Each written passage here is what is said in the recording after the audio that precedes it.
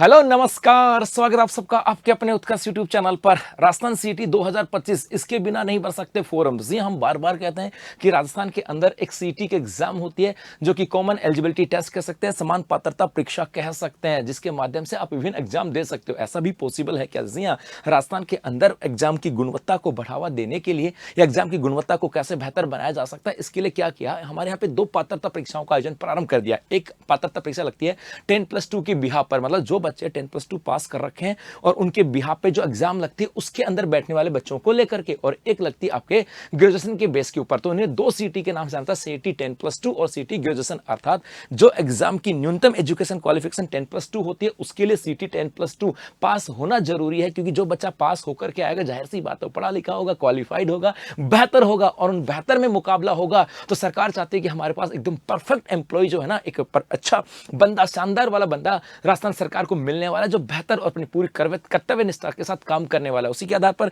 जो हमारे एग्जाम होते हैं ग्रेजुएशन बेस के ऊपर, उनके अंदर भी सीईटी ग्रेजुएशन पास के बाद बच्चा एग्जाम दे सकता है। कि जिस बच्चे ने पहले एग्जाम दी थी, जाहिर सी बात है कंपटीशन लड़ करके आया है, और इसका मतलब बेहतर क्वालिटी होगी, पढ़ा लिखा होगा, पूरी शिद्दत ईमानदारी से तैयारी की होगी, उसके अंदर जोश भी होगा, जुनून भी होगा, उसके बाद वो एग्जाम देगा तो पहले बेहतर और फिर और बेहतर में से सिलेक्शन होगा। मतलब राजस्थान के अंदर आने वाले समय में जो हमें जो कर्मचारी मिलने वाले हैं, जो हमें कह सकते हैं हमारे यहाँ जो सरकारी जो अधिकारी मिलने वाले हैं, वो 100% क्वालिफाइड होंगे, बेहतर होंगे, और इसी के लिए हमारे यहाँ पे सीटी का एग्जाम होता है। अब यहाँ से आता है कि गुरुजी इसके बिना नहीं भर सकते इन भर्तियों में फॉर्म, तो सीटी 10+ के बिहाफ पर हम कौन कौन सी, सीटी 10+2 नहीं है तो कौन कौन से एग्जाम में नहीं बैठ सकते, सीटी ग्रेजुएशन नहीं है तो किस में नहीं बैठ सकते। मतलब आपको सीटी 10+2 है तो आप उन एग्जाम में बैठ सकते हो, सीटी ग्रेजुएशन है तो उन एग्जाम बैठ सकते हो। यदि आपने सीटी ग्रेजुएशन कर लिया, 10+2 नहीं किया, तो मान के चलना आप 10+2 वाले में नहीं बैठ सकते, आप सिर्फ सीटी ग्रेजुएशन वाले में बैठ सकते हो। तो जिस एग्जाम में बैठना उसकी न्यूनतम क्वालिफिकेशन के आधार पर आपको सीटी क्वालिफाई करनी होगी। तो देखते हैं वो ऐसी कौन कौन सी एग्जाम है जिसके अंदर आपको बैठना होगा। यदि मैं बात करूं यहां से आपके सीटी 10+2 की बात करूं, किसकी बात करूं, 10+2, तो जैसे राजस्थान वन अधीक्षक सेवा के अंदर आपके वनपाल की बात करें, वनपाल के लिए आपको सीटी 10+2 की कंपलसरी है। यदि मैं छात्रावास अधीक्षक की बात करूं, ये यहां से आ जाएगा। लिपि ग्रेड सेकंड की बात करें, कनिष्ठ सहायक की बात करें, लिपि ग्रेड है, जमादार है, कांस्टेबल है, एलडीसी की बात करें, एलडीसी अलग अलग में ही है। राजस्थान कृषि उपज मंडी की बात करें, राजस्थान कृषि विपणन बोर्ड की बात करें, पंचायती राज की बात करें, मतलब राजस्थान पंचायती राज है, कृषि विभाग है, कृषि उपज मंडी की बात करें, या हमारे यहां से बात करें राजस्थान आरपीएससी की बात करें, या राजस्थान अधीनस्थ कार्यालय की बात करें, मतलब अलग अलग डिपार्टमेंट में जो आपके एलडीसी की एग्जाम लगती है, माध्यमिक शिक्षा बोर्ड एलडीसी की बात करें, राजस्थान राज्य प्रदूषण नियंत्रण बोर्ड की बात करें, तो अलग अलग विभागों के अंदर जो आपके एलडीसी हैं वो है। इसके अलावा कांस्टेबल है, जमादार है, या छात्रावास अधीक्षक और वनपाल की बात करें, इन सब के लिए न्यूनतम जो एजुकेशन क्वालिफिकेशन होती है ये होती है आपके 10+2। क्या 10+2? और यदि इसके अंदर आप बैठना चाहते हो तो आपको 10+2 सीटी क्लियर करनी होगी। उसके बाद आता कि इन भर्ती परीक्षा में लागू होगा सीटी ग्रेजुएशन वाला लेवल। अर्थात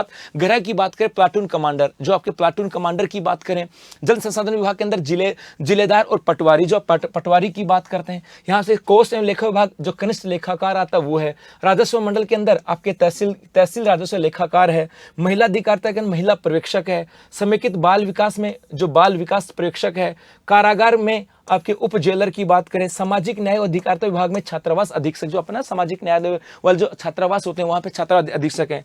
राजस्व मंडल में पटवारी की बात करें, पंचायती राज में ग्राम विकास अधिकारी की बात करें, और राजस्थान राज्य कृषि विपणन बोर्ड में कनिष्ठ लेखागार। तो हमारे यहाँ पे कनिष्ठ लेखागारों की बात करें, ग्राम विकास अधिकारी की बात करें, पटवारी की बात करें, आपके तहसील राजस्व लेखाकार की बात करें, या जिलेदार की बात करें, प्लाटून कमांडर की बात करें, महिला एवं बाल विकास जो पर्यवेक्षक होते हैं उनकी बात करें, और उप जेलर की बात करें। इस एग्जाम में यदि आप बैठना चाहते हो और चाहते हो कि ये आपके एग्जाम में बैठे और इनमें सिलेक्शन हो, तो मेरे भाई इसके लिए आपको पहले सीटी ग्रेजुएशन लेवल जो है ना ये पास करना होगा, तब जाकर के इस एग्जामों में बैठोगे। तो आने वाले समय में इन एग्जामों में बैठने के लिए आपको सीटी 10+2 और सीटी ग्रेजुएशन तो पास करनी होगी। अब वो पास कैसे होगी? वो होगी इसलिए तब जब आपकी मेहनत अच्छी होगी, आपकी तैयारी बढ़िया होगी, आपके अंदर एक जोश होगा, जुनून होगा कि इस बार सिलेक्शन लेना है, तो सीटी की शिद्दत के साथ तैयारी करना, उसके बाद में फिर फाइनल एग्जाम की तैयारी करना। और आपकी इसी तैयारी को बेहतर बनाने के लिए उत्कर्ष क्लासेस लेकर के उत्कर्ष दिवाली ऑफर, जिसका आज अंतिम दिन है, और हमारे यहाँ पर राजस्थान भर्ती के जितने भी ऑनलाइन कोर्सेज हैं उनके ऊपर फ्लैट 90% तक का डिस्काउंट है। UC13 कूपन कोड अप्लाई करने पर टॉप कोर्सेज पर 13% का डिस्काउंट है। इसके साथ साथ एग्जाम तक की वैधता मिलने वाली है, और फाइनल सिलेक्शन होने पर आपको मिलेगा आपकी फीस का भी रिफंड। जी हाँ, तो इस बार तैयारी सेक्शन वाली होनी चाहिए। इस बार 2026 की बात करें, आने वाला समय सिलेक्शन वाला होना चाहिए, ऐसी हमारी शुभकामनाएं हैं। और बस जुड़ जाओ तैयारी के अंदर, क्योंकि इस बार सिलेक्शन लेना है। धन्यवाद।